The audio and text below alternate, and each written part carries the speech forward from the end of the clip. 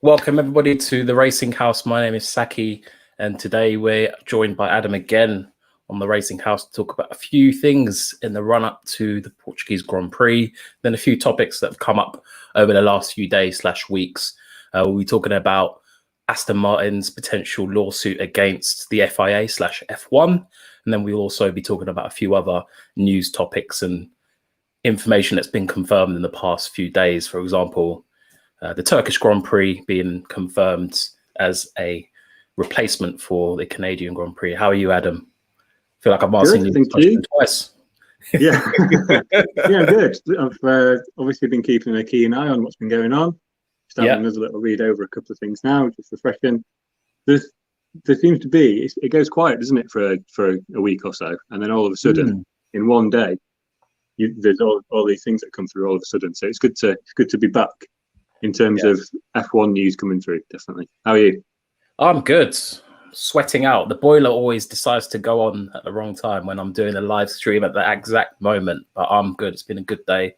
Had a couple of bits of nice information come through in terms of F1, so I'm excited to have this discussion. Everyone, if you're watching live, leave a question for us. Definitely interact. Hit that like button if you're enjoying the content. That goes for anybody watching it on playback. But let's dive into that first news article surrounding Aston Martin and them potentially taking legal action against the FIA for this low rake versus high rake. I've got the title of the video. Let's talk about rake. I was tempted to say, let's talk about rake, baby. You know, play on the words of the song, but that's a dad joke. So I'll leave it there. So what do you think about this? Do you think they're being serious when they say they're going to be taking legal action? Just to give people a bit of context, last year, Mercedes were obviously very, very dominant.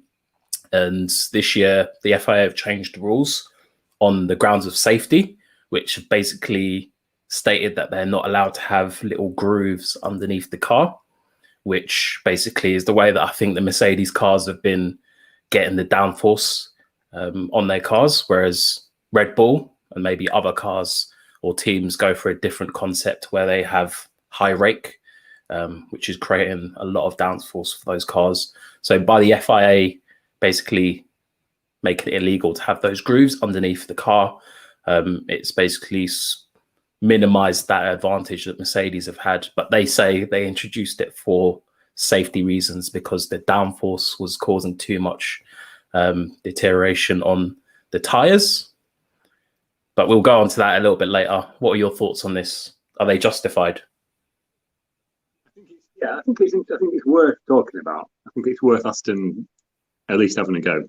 And I think it's interesting considering this time last year. Well, it's probably a bit later in the year, but last year when Racing Point were talking about brake ducts and we were talking about the pink Mercedes and everything going on with that. It's interesting, isn't it, how now Aston are now going back at F1 and saying, actually, we want to talk about this. So I'm always skeptical with things like this. As you know, I'm quite a skeptic. Yeah. And I do wonder if it's one of those things where it's like, well, you said that our brakes weren't fair, so we're going to say that this isn't fair because it's disproportionately affecting us. I think obviously there's all these stories coming out and there's a lot of commentary on high rake versus low rake. It's been going on for a while, and it seems like this season, like you say, with the changes to the floor design, as those kind of those shapes in front of the rear tires have been limited, shall we say? Yeah. Seems like the pendulum has swung in the favour of the high rake cars due to the downforce philosophy and the aerodynamic philosophy that goes into them. The thing, I think it's still really a little bit too early to go too far overboard in terms of saying, oh, it's disproportionately unfair and it's against the rule changes, it's against the spirit of the rule changes and things. Yeah. I think it's because, we're very early in the season, and I think it's quite possible that half a dozen or even a dozen races in, because obviously we've got 23 races scheduled, hopefully. Who knows? They might make a small change to the front end of the car and it might negate a lot of this, or they might be able to recover some of this that they feel is lost. I don't know. What do you think? Do you know what? The more I think of it, the more I think that it's very misunderstood what's actually happened. The way that they're kind of talking about it in the media, as in it's the rake that's the big deal. It's not. That's not it. By the looks of it, Red Bull's philosophy hasn't changed. What they've done on the car hasn't changed. It's them changing what Mercedes / Aston Martin have been allowed to do. So for me, I've gone from thinking this is it's going to make it more competitive, which it has, but it feels like a very direct attack on Mercedes and what Toto has been saying for a while. And Lewis says every 3 or 4 months, them trying to slow Mercedes down, because it's not actually an issue with rake. It's something very specific to the Mercedes car. And I remember at one race, I can't remember which one it was, but Lewis actually had to stop himself. He said, I don't want to go into too much information because it reveals too much about the philosophy of our car and why it was so great. He actually stopped himself from talking about it. And it's clearly these grooves underneath the car that he was talking about, because the FIA obviously clocked onto it and they've gone straight for it. They've not hesitated in terms of trying to put their sandbags on Mercedes, and they've actually called out that very specific kind of innovation that Mercedes have come up with. And it feels like that's where their real advantage lay, especially on top of their engine development. So it feels a bit weird. And I feel like Aston Martin might actually have some sort of justification for doing it. Because like you said, with the brake duct issue, nobody really thought that they would get anywhere with it. But if you look at the outcome of it, it was a bit weird because they won, but they still got punished, which is very iffy. So it just makes me think, if they are talking about this legal action, they might be a bit of gamesmanship, but they might also have some genuine intent if the FIA don't pay attention. But really, what has happened as a result of all these rule changes is the competition has become a lot more condensed. Well, that's what it appears at first. I'm not quite sure, like you said, how long it will last. But it's had the desired outcome, because everyone's talking about how much competition there is. The younger drivers are able to compete and try and get on that podium, and it's not the same old that's happening. There's a lot of unpredictability that's come into play, which F1 and the FIA will love. It's just a case of how far Aston Martin are willing to go to try and defend what they thought they were getting when they just started adopting the Mercedes technology. Like, if I was Lawrence Stroll, I'd be angry. I'm very angry. I imagine he is, because they were set to make some real improvements, really take the next step in terms of challenging for more race wins. And I'm pretty sure that's probably what sealed the deal for Sebastian Vettel when he made that move. And they've taken several steps backward because they just don't have the same budget as a Mercedes, who have Daimler behind them. They just can't compete. I know Aston Martin technically have Daimler behind them, but it's different gravy. It's not their team, so they're not going to have that money. So it's a tough one. These changes have really peed on Aston Martin's bonfire, haven't they? Because they had this big reveal, all these big things they wanted to do, and one of the things that everyone was saying, I think we even said it, was one of the things about the Aston Martin was because it had that Mercedes rear end, it would suit Sebastian Vettel more because it's a more stable rear end than the Ferrari. These changes to the floor have made the rear ends of the Mercedes powered cars less stable because of the low rake concept. Yeah. So Vettel's gone from this Ferrari that's a little bit skittish on the rear, thinking, oh yeah, I'm going to go something that's a little bit more stable, that suits me better. And then they make these changes to the floor design. And now anything that's got Mercedes in the back of it is a little bit skittish on the rear end. And this is something that I think Lewis Hamilton said at Imola in testing. And I think he said it in Bahrain as well, actually. He said that the rear end's all over the place. And it's a little bit unpredictable, and it's like difficult to kind of get a good feel for it. But it's because those little strapes on the floor, right at the back of the floor, have been directing airflow over the rear of the car, over the rear suspension and over to the rear wing. That control, that precise control over those vortices isn't there anymore. So in these changeable downforce scenarios and different speeds and different wind directions and things like that, the car is just not quite as predictable as what it was last year. And that predictability has bred consistency, and that consistency bred pace and confidence. And that's been taken away from these cars now.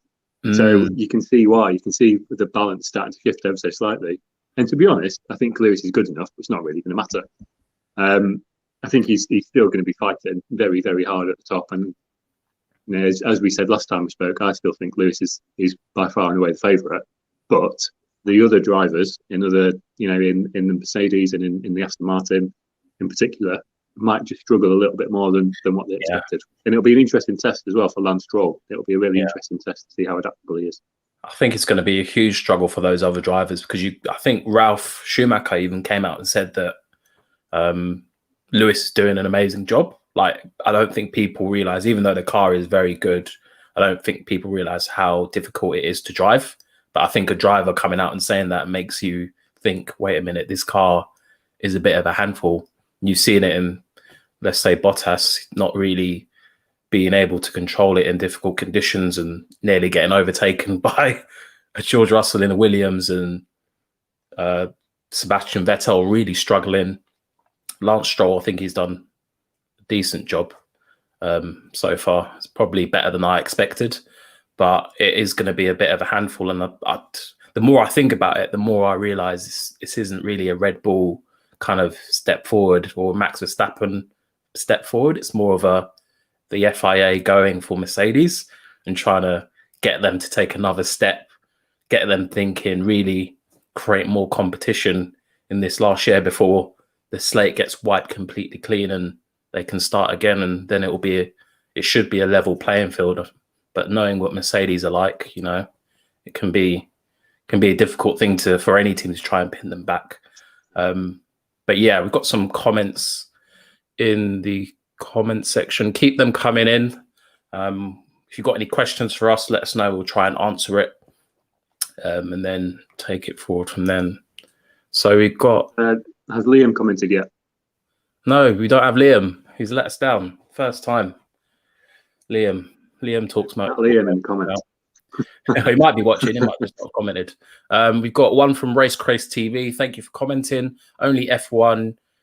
You wouldn't see the Premier League asking Man City to play with 9 men because they're so dominant, or tennis asking Serena Williams to play with 1 leg.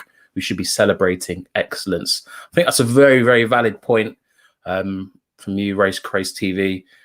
It is kind of ludicrous how you're being penalised for being that good. Because I know it's not the equivalent, but it's a good comparison to basically get people thinking, would you penalise all these teams for being good in the Premier League, asking Man City to play with 9 men? I mean, if they played with 9 men, they probably still would win, similar to what Lewis Hamilton has been able to do. But it just makes you question a few things, which kind of leads me on to another point, but I'll let you... Have you got anything to say about that?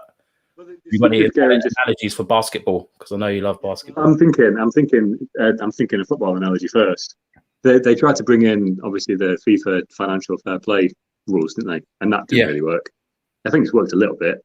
No one's on £15 million an hour yet, but I think various influences, shall we say, in certain sports. They've tried and they've kind of failed. Like, you still, like, the fair play rules, it's not really made that much of a difference. It's still the same names at the top. In terms of basketball in the NBA, obviously one of my other passions, they have a salary cap. Yeah. So you can only spend a certain amount of money on players. There are certain ways around it, but if you use those ways around it, you end up having to pay a proportion of that salary again back into the league. So it's like it's a franchise system. So it actually works really well. So, for example, you've obviously got the Lakers and the Knicks and the Bulls and the Warriors now as well that have the spending power to spend larger amounts on salaries.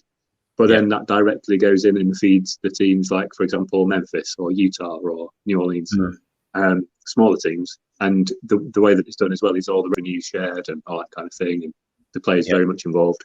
So it's interesting, but I don't think they'd ever do a salary cap for F1. I think the budget cap is a good idea, but I think it will need tweaking, and I think it will be a continued tweak. And I know it wasn't very popular, and I know a lot of people don't like it, but unless we just want 10 billionaires driving cars that do 5,000 miles an hour, which some people would like, and I think there's a place for that.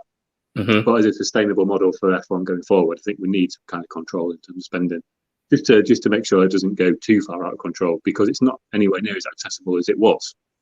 And I think the budget cap has made it more accessible than it has been recently, but still not as accessible as it was maybe 20, 30 years ago. Yeah. If you imagine when we first started watching F1, and there are these random teams that you'd see for a couple of years and then they'd disappear, and then they'd come in under a different name and then they'd disappear, and then you'd have drivers kind of in and out. We don't have that anymore because the barrier to entry is so high, particularly with this £200 million entry fee that teams have to spend now. But which can be waived. It's important to remember, but it can be waived. But yeah, I'd like to see a bit more financial regulation, to be honest, because I think F1 isn't just about. It is about ultimate, but that can be ultimate efficiency as well. That can be ultimate productivity. That it doesn't have to just be ultimate. There are other ways to define excellence. Yeah, I think that's true, because if you look at other sports, you see stuff like the European Super League. I had to mention it, and I know Josh Revel's done a video, I think today, about that. I've not had a chance to watch it, but it just makes me think if teams get that upset, namely Ferrari, those teams with the major power could easily just do something very similar and call their bluff, because they have that history. That's where all the history and heritage lays with teams like Ferrari, McLaren, Williams. But yeah, it could happen, but let's hope that it doesn't, and let's hope that they do bring in some more kind of financial regulation and more rules about the infrastructure around teams, because I think it will allow more things like new teams and a little bit more efficiency, like you said. But that brings me on to my next point, because I know that obviously there's more of a challenger feeling about this season, but I don't know what has happened, but Paddy Lowe, I think, has he got a new book coming out or something? Because he's dropped some absolute clangers recently. He started talking about Williams. That was the first article that I saw, him talking about Williams, saying that they should have sold the team earlier. There are a number of issues which made it clear that this should have happened. I'm not actually sure what he actually came out and said, because I think he spoke on the podcast. Was it Beyond the Grid, potentially? He spoke on a podcast. Yeah, I think it is, yeah. About the issues. So he might have gone into more detail. So go there and check it out if you want to go and listen to it. But he also spoke about Mercedes in 2014, which actually blew my mind. I was like, what?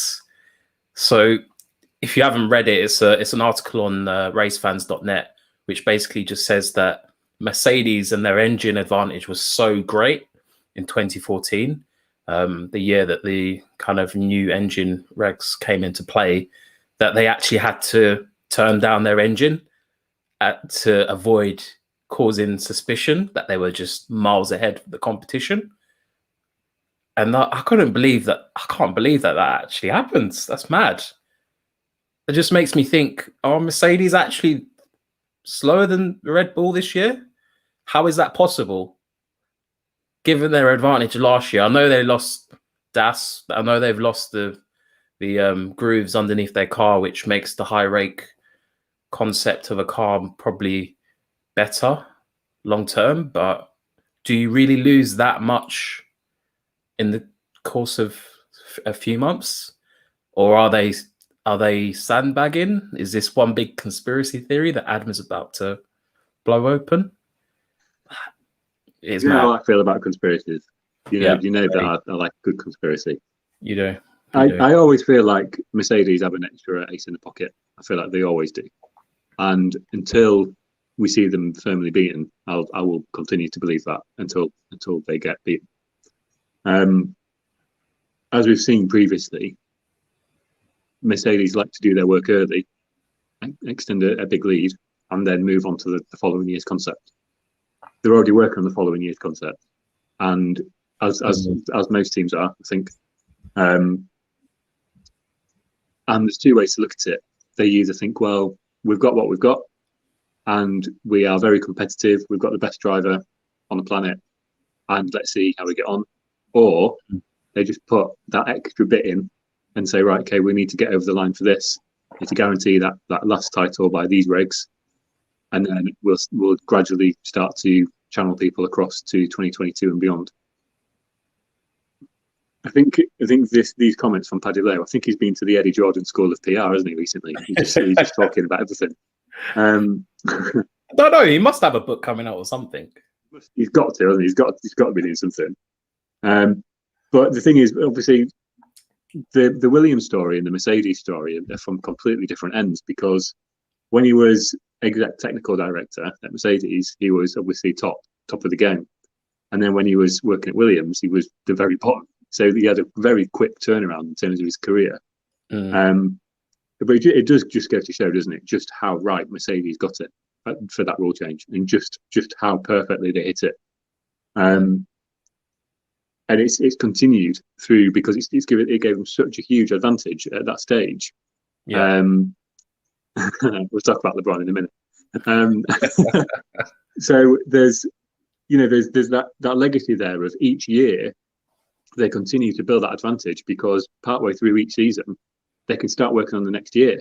So like I said, I will continue to believe that they've always got an ace in the hole. LeBron took trash team to the finals. Yeah, I agree. As I am a Warriors fan, so I am a Warriors fan, and I was a Warriors fan before they were good. So I still remember when they were playing Andris Biedrins and Kalena Azebuike in the mid-noughties. I remember those days. And yes, LeBron did take some unreal bad teams to the finals when you look at the players that he played with. It's a bit different, though, isn't it, in terms of F1, because it's just a bit different sport. But yeah, Lewis is unstoppable and LeBron is unstoppable when he's healthy. So I'm sure we'll see more of that in the finals this year. Yeah, I think so. No idea about what happens in basketball, apart from what Adam tells me. So I rely on Adam a lot. We've got a comment here from Race Craze TV.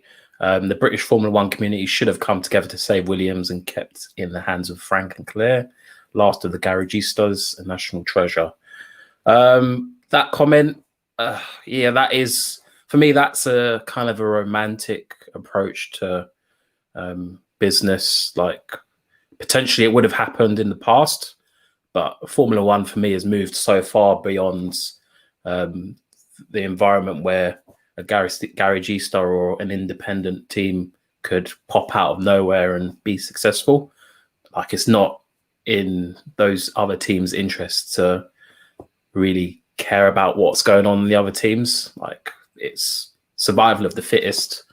If you do well, if you're able to run your team well, you'll be able to compete and go racing and challenge for points and podiums. If not, I don't think that many of the other teams care that much, to be honest. I know there was a story about Toto buying back shares, but that was a defaulting of their finances that caused that. So I don't think potentially they would have done that to keep them in control and in charge, because I think these things just pan out naturally. They weren't able to do it. They had to have some sort of external influence come in and really try and change and refresh things up. So it's a shame that it has happened, because they were the last family in the sport. But I think just looking at it from a business point of view, like the business had probably been run into the ground, and you could see it with the results on the track. The fact that they couldn't bring a car to testing on time, which impacted on the following season and the season after that, it just compounds and compounds and compounds. And you have to take action at some point. Yeah, it's the exact opposite of what we were just talking about with Mercedes, isn't it? So Mercedes are planning in advance, like halfway through their previous year, whereas Mercedes are trying to catch up by the middle point of each season. They're still trying to scrabble to catch up, and I think it's improved. Yeah, I'd be interested to know what Race Crazy's thoughts were in terms of when you say British F1 community. Do you mean people within the paddock, or do you mean people in terms of fans and stuff like that? Because the thing is, when you when you involve a lot of people in ownership of a sport, of a team or something like that, it can quite quickly become bloated, and it's impossible to make decisions quickly and set direction and things like that. And when you're looking at the biggest team spending £300 or £400 million a year, that's got to come from somewhere, hasn't it? And they obviously most of it comes from sponsorships and prize money and things like that. But that initial outlay, it's a lot of money to spend. Yeah, you get to the point where you just can't compete. Yeah, like you say, they'd got to a point where they were doing quite well. They were flying quite high again, but then things seemed to turn around so quickly. There was obviously something where they just one off season, that was it, and it just whatever progress they had made just stopped. Because it's rare that you see a team fall from grace so quickly and fall from the top end of the midfield just to the bottom, the real bottom as well. Like, it's not like they were fighting; they were just dead in the water for a lot of this time. Yeah. So I think the De Wilton takeover came. I probably agree with what Paddy Lowe said. To be honest, it was probably a year later than what it could have been. Yeah. But obviously, there's such history. And there's got to be certain considerations made and certain preparations made. You can't just say, right, okay, now's the right time. That's it. It happens. I mean, let's face it, these talks probably were happening for quite a while. It was probably being discussed for quite a long time before we actually heard anything